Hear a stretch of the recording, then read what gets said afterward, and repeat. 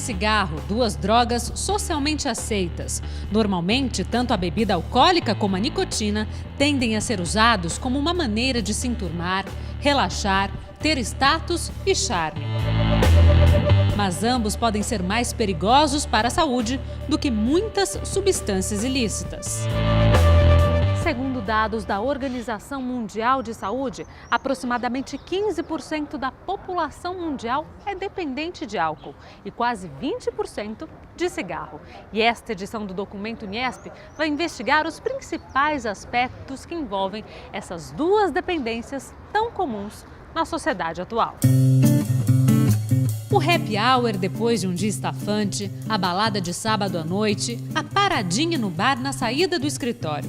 Para muitos, todos esses momentos não têm sentido sem a bebida alcoólica. Isso porque, no começo, o uso do álcool proporciona prazer. Como toda substância psicoativa, ela atua num lugar no nosso cérebro chamado sistema de recompensa cerebral, que libera um neurotransmissor chamado dopamina. Hoje a dopamina é o suco do prazer. O álcool também está relacionado com outros neurotransmissores, como o GABA, que é outro neurotransmissor. E esses neurotransmissores dão a sensação de prazer, relaxamento. Mas o efeito relaxante das doses iniciais desaparece com o aumento do consumo. E à medida que a pessoa prolonga e repete o uso nocivo do álcool, o risco da dependência aumenta. Este homem, que preferiu o anonimato, começou a beber ainda criança para superar a timidez. Eu tomava um copo daquele, a minha vergonha passava de tirar a menina para dançar. Falei, legal, tomei uma aqui, tomei uma bebida, já fiquei mais alegrinho, já tinha, aquele desenvolvimento de pegar as meninas para dançar, Eu fiquei alguns anos assim, sendo um bebedor ocasional, um bebedor de festinha, final de semana, num churrasco de domingo. Com o tempo, ele passou a desenvolver tolerância ao álcool e a precisar de doses maiores para obter o efeito de embriaguez das primeiras doses. As pessoas têm essa faixa, o bebedor ocasional, o bebedor habitual, o bebedor social. Eu passei por todas essas faces. Até que cheguei naquela fase do bebedor habitual, o bebedor que começou a beber todo dia. Não durante o dia, mas todo dia eu bebia. Ele então chegou à fase terminal da dependência. Eu dormia bêbado e acordava precisando beber. Todo dia? Olha, não vou dizer que é todo dia, mas não tinha um espaço muito grande de uma bebedeira para outra. Como muitos dependentes, ele não sabia que sofria de uma doença crônica, o alcoolismo. De acordo com a psiquiatra Alessandra Geu, esse problema é caracterizado por um conjunto de diagnósticos.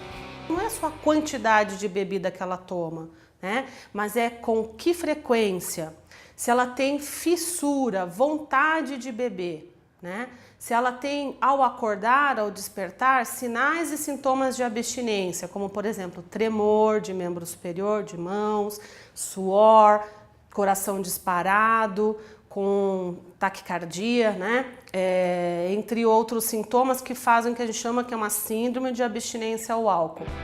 Mesmo com todas as consequências que o álcool pode trazer, o dependente não consegue parar de beber. A família está falando, o seu uso está prejudicial, você tem problemas relacionados à sua saúde, a sua pressão está aumentando, você tem diabetes, está fazendo um uso de álcool associado e mesmo assim você continua bebendo. Segundo a Alessandra, muitos fatores podem levar ao consumo excessivo de álcool. Um deles é o maior acesso à bebida. Se o meu contexto social em casa costuma utilizar a bebida de álcool, de uma forma não de celebração, mas que o repertório do álcool está presente muito nessa família, na refeição e não somente em festa, em celebração, o meu meio é permissivo, maiores as chances de eu ter contato com álcool e fazer um uso problemático. Este homem, que não quis se identificar, veio de uma família europeia e sempre conviveu com bebidas em casa.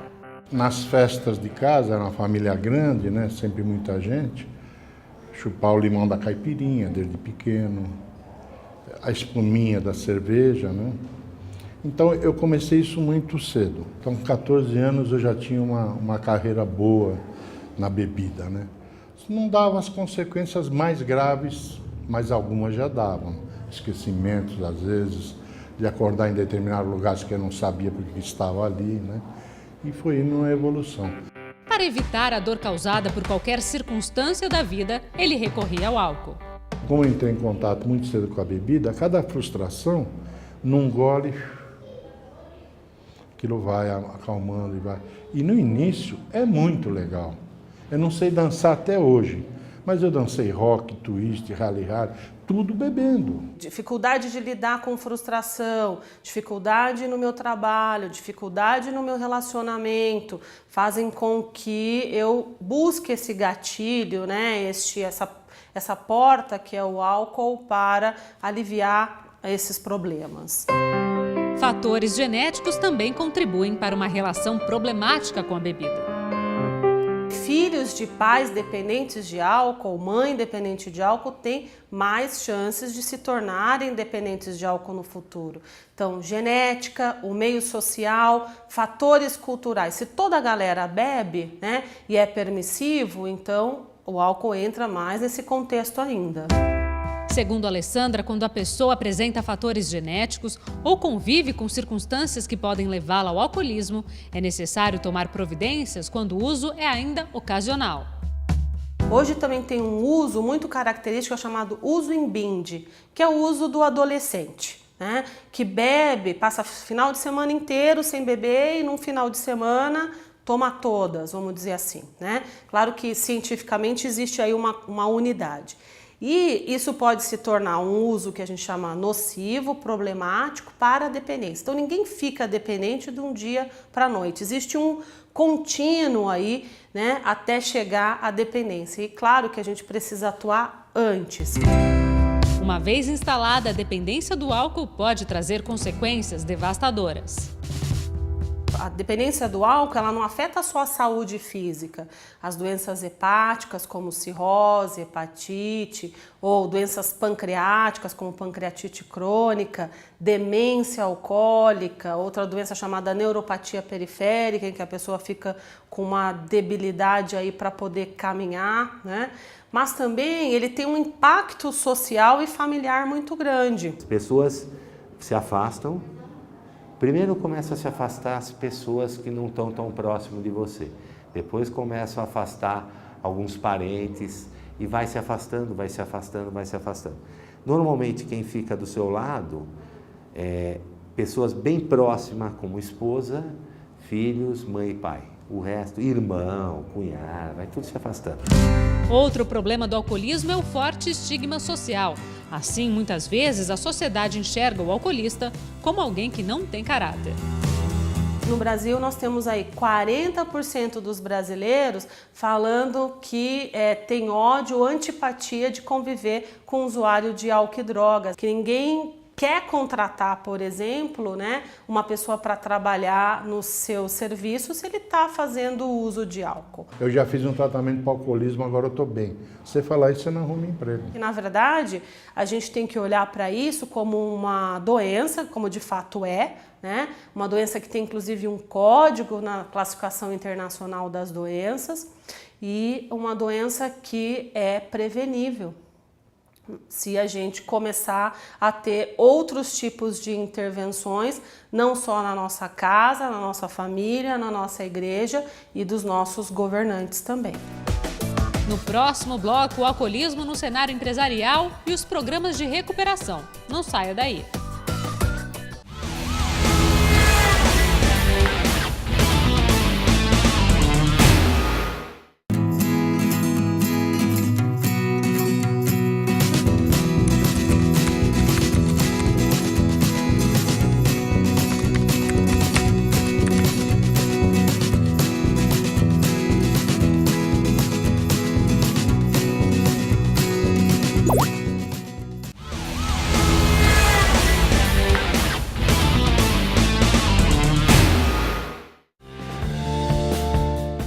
realidade empresarial, o cenário da dependência e do estigma não é diferente. De acordo com a Organização Mundial da Saúde, no Brasil, entre 10% e 15% dos funcionários das empresas são dependentes de algum tipo de droga. Por isso, para evitar demissões, muitas empresas investem em programas de recuperação. Quem é que procura a gente? Normalmente é o gerente. Por quê? Porque ele começa a faltar, ele começa a chegar atrasado, né? Fazer um trabalho não muito correto, né? Começa a ficar mais doente, tá? Então tem uma série de coisas, né? Sofre acidente, tá? Então tem várias situações em que o gerente fala, opa, acontecendo alguma coisa. Segundo o Regina, o programa também traz vantagens para a empresa, já que com o tratamento há redução de faltas, diminuição dos problemas disciplinares e dos acidentes de trabalho, além dos benefícios financeiros. Não é viável você demitir uma pessoa e não tentar ajudá-la, né? Até por uma questão de humanidade, né? Tem empregados aí que quando apresentam problemas de dependência química, eles já estão na empresa há mais de 10 anos. Né? Porque o álcool é uma coisa ali que vai devagarzinho, né? Tá? A pessoa começou a beber hoje, ela não demonstra que ela vai ser alcoólatra. Então tem alcoolistas que beberam 10, 15 anos, tá? E não deram problema para a empresa. Alguns até mais. Tá? Quando começa a dar problema? Depois de um certo período, né? Onde a pessoa começa, como eu te falei, faltar, né? Tá? Então aí é que começa a dar o problema, né? E ele tem toda assim uma sabedoria da empresa, né? Tá? Ele sabe o serviço, tá? Então se você demite, é um bom funcionário. Se você demite, né, tudo que ele sabe vai embora com ele, né? E aí você contrata outro, né? Pelo concurso. Quem garante que não será outro dependente químico? O Sérgio Roberto foi dependente de álcool por 20 anos e por meio da ajuda da empresa conseguiu se recuperar. Foi isso, Sérgio? Como que foi o seu processo de recuperação? O processo nosso do dependente químico, ele é diário, né? Então, só por hoje, estou bem. Depois de encaminhado ao programa de recuperação da empresa, Sérgio passou por uma internação de 49 dias e está em recuperação há 17 anos. E o que aconteceu? Qual foi a gota d'água para que essa internação acontecesse? Porque assim, o meu beber nos últimos anos estava exagerado. E a minha esposa, né, que eu sou pai de 3 filhos, né, e a minha esposa veio falar com o meu gerente. Por alguma luz divina, ela foi lá, e ela chama divina também. E ela foi lá e o gerente foi lá conversar comigo no meu ambiente de trabalho, que eu trabalhava num lugar afastado, né, e ele marcou uma entrevista com a assistente social. Eram 2 assistentes sociais, a minha esposa, eu e o meu menino que tinha 3 anos na época. E eles falaram para mim que o gerente estava assim, e aí, o que eu iria fazer? Eu falei, eu tenho como escolher? Ele falou, não, ou você aceita ou você aceita. Aí eu fui para a internação, é onde que eu percebi tudo isso que estava me fazendo de ruim, né? Sérgio trabalhava sozinho e por isso tinha facilidade de beber durante o expediente. Eu mexia com alta tensão e tudo, e sempre alcoolizado, sempre, né? Então, aí viram, só eu que não via, né? Que eu estava me prejudicando e com um risco muito grande de perder a vida. E até então você não tinha pensado em procurar ajuda? Não, nunca tinha. Eu achava que eu tinha um controle sobre o que eu fazia, o que eu bebia, que a minha droga de escolha foi o álcool, né? Então eu sempre achava que eu poderia beber mais, eu parava a hora que eu quisesse, que eu não tinha problema com a bebida. E é onde que é um engano maior. E você não tinha medo de perder o trabalho, de perder o emprego? Não, porque a pessoa que está na ativa, no consumo, numa coisa assim, que ela não tem esse medo. Porque a melhor coisa do bebedor ativo é beber. Então eu não tinha esse medo, porque eu falava, eu me viro de qualquer forma. Mas só que eu não pensava nas outras pessoas que dependiam de mim, né? Qual recompensa você buscava na bebida? Eu achava que todos os meus problemas iam ser diluídos por ela. Só que eu estava acarretando mais ainda, né? E quando você retornou para o trabalho, você sentiu algum preconceito por parte dos colegas, algum tipo de estigma? Olha, nós somos rotulados, os dependentes químicos somos rotulados. Tem alguns lugares que eles falam assim, ah lá, vai lá para os Pinguinha. E eu falo, graças a Deus eu vou para lá, né? Mas diretamente não. As pessoas me compreendem, sabem do jeito que eu era e sabem do jeito que eu sou hoje, né? Eu acho que o grande diferencial para mim não é mostrar ser mais do que os outros, é mostrar que eu tenho condições de manter-me sóbrio, fazendo tipos de serviço que eu nunca tinha feito e hoje eu faço. Mas mesmo quem não conta com um programa de recuperação na empresa pode buscar tratamento para o alcoolismo em outros locais, já que existem inúmeros programas de reabilitação gratuitos. Eu posso me tratar do alcoolismo lá no meu postinho de saúde, falar com a minha enfermeira, falar com o meu médico generalista a respeito dos meus problemas com o álcool, e esse profissional deve ou deveria estar capacitado para atender. Um outro nível são os ambulatórios especializados em psiquiatria, ou o serviço que chama-se CAPS, que é o Centro de Atenção Psicossocial em Álcool e Drogas, e tem a nomenclatura AD, Álcool e Drogas. Está disponível nos grandes centros e, além disso, acho que a gente conta também com as comunidades terapêuticas. Outra opção de tratamento são os grupos de alcoólicos anônimos. Os alcoólicos anônimos muito provavelmente recuperam muito mais que nós médicos. Existe um pesquisador, o Vaillant, que em 2004 ele publicou um artigo falando que 40% das abstinências de álcool, né, os pacientes que estão recuperados, são via alcoólicos anônimos. Então, é algo que, quando a gente dá aula, incentiva bastante os profissionais a encaminharem seus pacientes para alcoólicos anônimos. Ninguém é tão mau exemplo que não me sirva de exemplo. No mínimo, para eu saber o que não fazer. Então, a gente fica vendo o comportamento das pessoas, né? E como vai deteriorando, né? Como vai se irritando, pouca tolerância novamente, né? E eu, quando eu me pego nisso, porque é de espelho, quando eu me pego me vendo isso, eu tento me corrigir. Hoje em dia, eu não tenho mais vergonha de pedir desculpa para alguém. De acordo com a psiquiatra, a internação deve ser a última opção de tratamento. A gente tem que ter em mente que a internação, ela é um estágio quando a gente já tentou outras alternativas ou quando esse indivíduo corre riscos, né? Corre risco de está com risco de suicídio, ele está agressivo em casa, ele não está aderindo ao tratamento que a gente chama de ambulatorial, que é o primeiro que a gente deve começar ou prioriza. Outro pilar importante do tratamento é a família.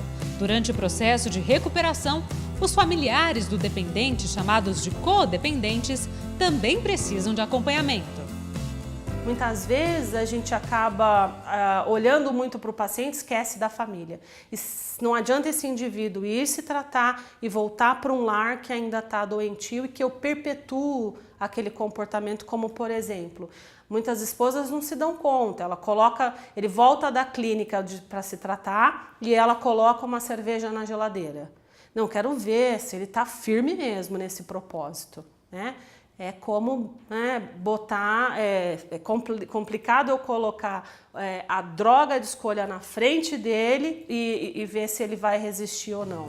Além disso, familiares e o próprio paciente têm que ter consciência que o tratamento é para a vida toda.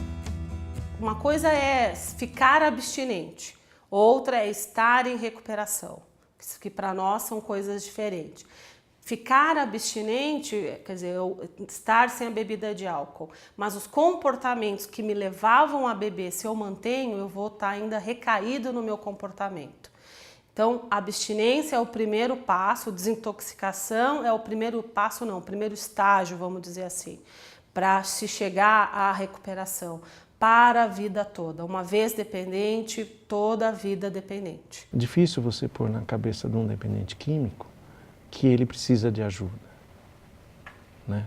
Mas nunca é tarde. Tudo hoje serve de lição e de base para mim, tudo.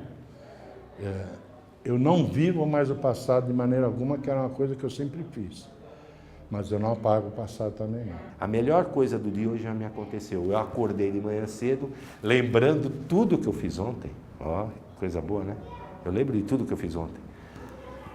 E não precisando beber.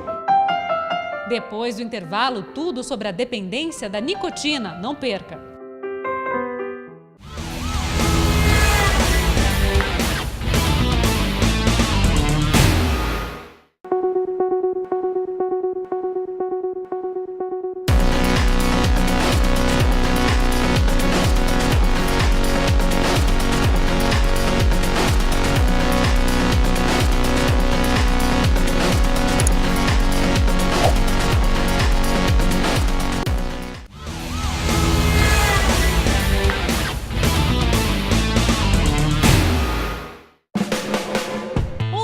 que assola a humanidade é o cigarro.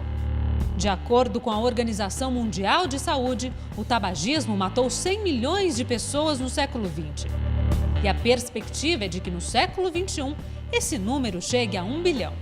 O cigarro até do outro faz mal, que é o fumo passivo. Então, cigarro bom é cigarro apagado. Não existe um nível mínimo seguro para dizer, eu fumo pouco, então eu não vou ter doença. Eu posso ter uma quantidade menor de doença, o risco fica menor, mas não existe um nível seguro. Tanto é que o próprio tabagismo ambiental, a fumaça do cigarro ambiental, dá uma série de doenças, câncer de mama, câncer de pulmão. Diria que de cada 10 fumantes, 5 vão morrer em consequência de doenças relacionadas ao tabagismo. Então é uma taxa de doença muito elevada.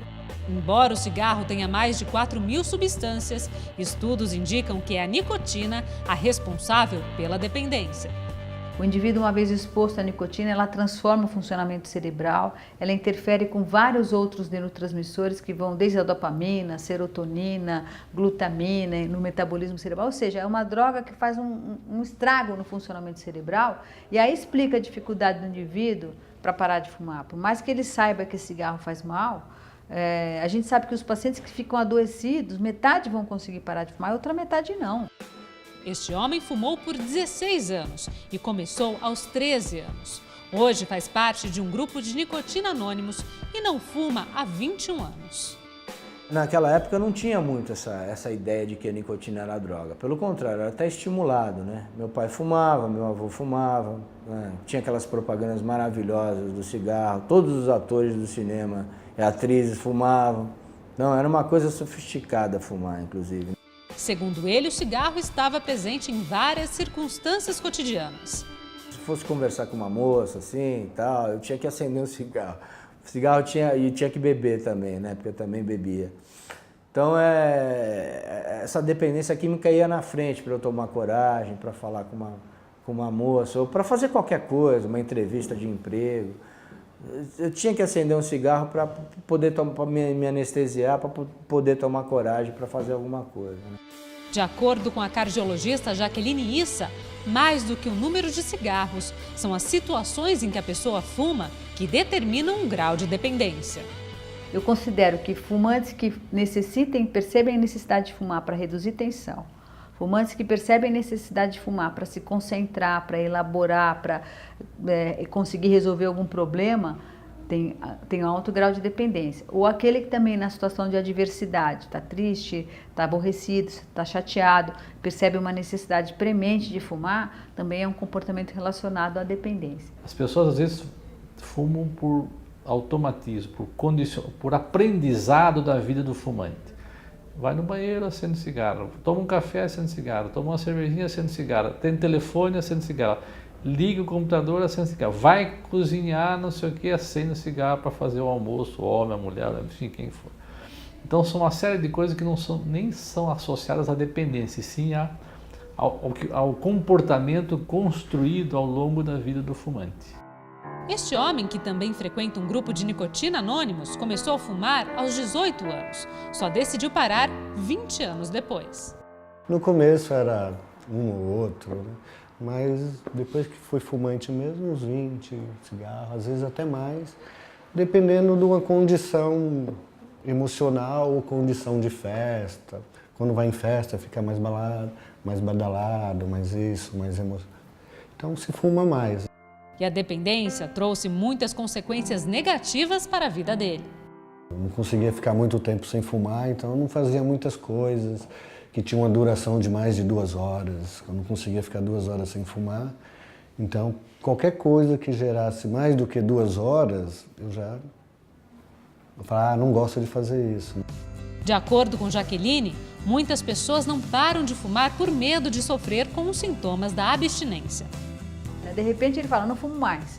E aí começam a surgir sintomas que ele tem dificuldade em manusear. Ele fica irritado, ele fica angustiado, ele fica depressivo, ele fica chateado, não se concentra, é capaz de até provocar acidentes porque está distraído, totalmente desconcentrado, tem fome intensa, o humor dele fica extremamente alterado, com irritação elevada. Às vezes até a família pede para o camarada voltar a fumar porque ele está insuportável. Então, lidar com a abstinência é difícil. Para minimizar a fissura, que são as crises de vontade de fumar, e os efeitos da abstinência, hoje existem tratamentos e medicamentos adequados. O tratamento do tabagismo tem como objetivo claro diminuir esses sintomas, atenuar esses sintomas, porque é o indivíduo motivado a parar de fumar, não enfrentando esse grau de dificuldade, tem uma chance maior em parar de fumar. Então nós dizemos que a medicação triplica, quadruplica, até quintuplica a chance daquele paciente que estava sozinho naquela empreitada conseguir parar de fumar. Segundo ela, com força de vontade também é possível parar de fumar por conta própria. Mas isso pode demandar mais tempo e sofrimento. As pessoas que param de fumar por conta própria, geralmente param de fumar depois dos 40 anos, próximos dos 50 anos, já manifestando alguma doença relacionada ao tabagismo. E quando você faz uma proposta de tratamento, você faz com que a pessoa pare de fumar mais precocemente. Por quê? Porque ela não tem que esperar a motivação doença ser o objetivo, ou seja, o grande fator de tomada de decisão, de motivação. O indivíduo vai empurrando com a barriga, enquanto a doença não bate na porta, porque ele sabe que parar de fumar é desconfortável. Então ele vai deixando aquilo, vai empurrando o máximo que ele consiga. E mesmo assim a gente sabe que metade não vai conseguir. Mesmo com todas as dificuldades que os dependentes podem enfrentar ao decidir parar de fumar, os ganhos são maiores. Estou economizando mais de R$2.000 por ano. O cigarro que eu fumava aí era caro, na minha condição, né? Eu vejo hoje, né? Eu consegui engordar, eu sempre fui magrelo, raquítico, esquelético, tossindo, estressado. Hoje estou me sentindo bonitão e saudável. Parar de fumar com saúde é o maior ganho que se pode ter, né?